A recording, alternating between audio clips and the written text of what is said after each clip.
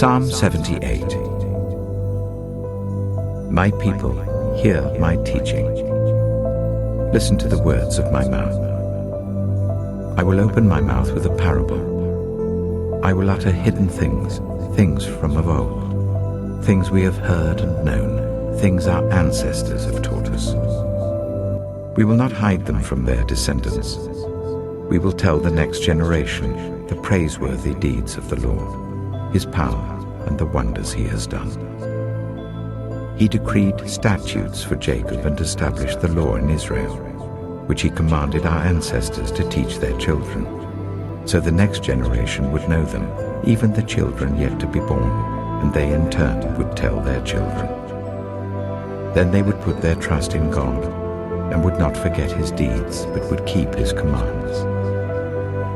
They would not be like their ancestors, a stubborn and rebellious generation, whose hearts were not loyal to God, whose spirits were not faithful to him. The men of Ephraim, though armed with bows, turned back on the day of battle. They did not keep God's covenant and refused to live by his law. They forgot what he had done, the wonders he had shown them. He did miracles in the sight of their ancestors in the land of Egypt, in the region of Zoar. He divided the sea and led them through. He made the water stand up like a wall. He guided them with the cloud by day and with light from the fire all night. He split the rocks in the wilderness and gave them water as abundant as the sea. He brought streams out of a rocky crag and made water flow down like rivers. But they continued to sin against him, rebelling in the wilderness against the Most High. They willfully put God to the test by demanding the food they craved. They spoke against God. They said, "Can God really spread a table in the wilderness?" True, he struck the rock, and water gushed out, streams flowed abundantly. But can he also give us bread? Can he supply meat for his people? When the Lord heard them, he was furious. His fire broke out against Jacob, and his wrath rose against Israel, for they did not believe in God or trust in his deliverance.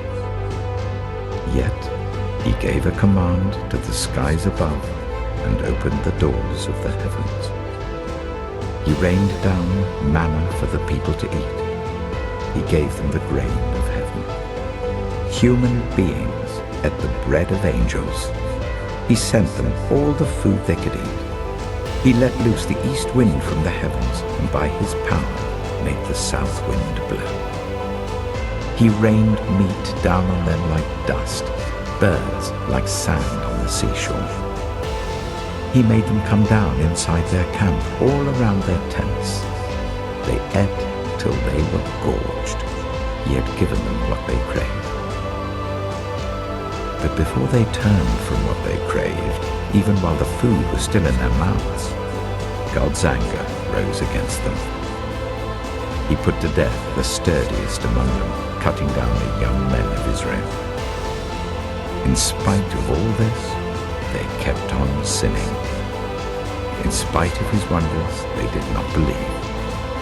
So he ended their days in futility and their years in terror. Whenever God slew them, they would seek him. They eagerly turned to him again.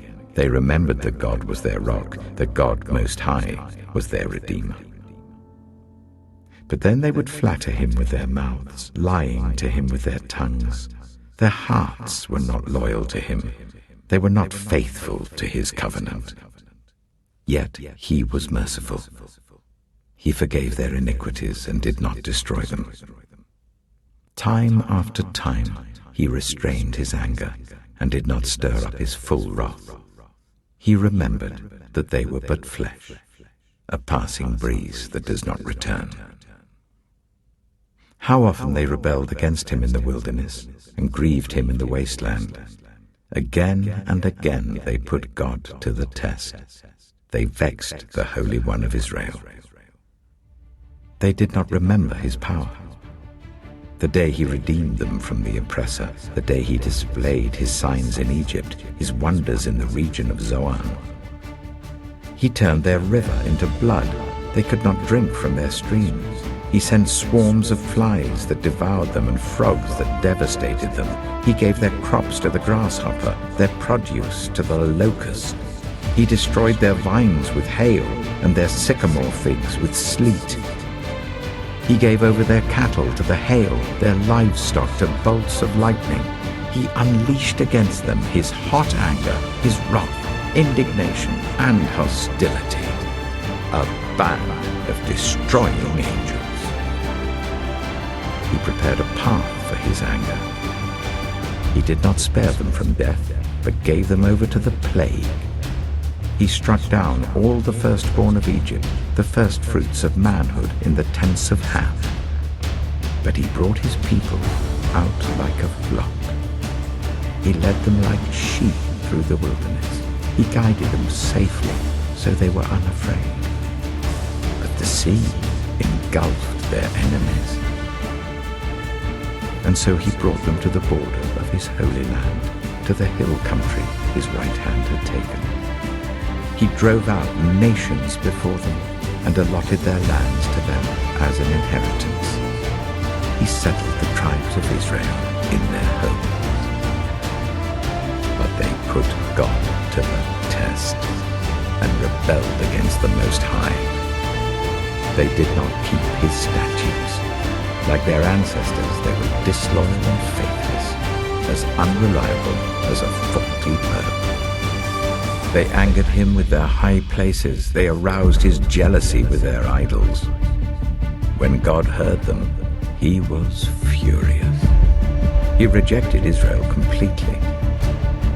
He abandoned the tabernacle of Shiloh, the tent he had set up among humans. He sent the ark of his might into captivity, his splendor into the hands of the enemy. He gave his people over to the sword. He was furious with his inheritance. Fire consumed their young men, and their young women had no wedding songs. Their priests were put to the sword, and their widows could not weep. Then the Lord awoke as from sleep, as a warrior wakes from the stupor of wine. He beat back his enemies. He put them to everlasting shame.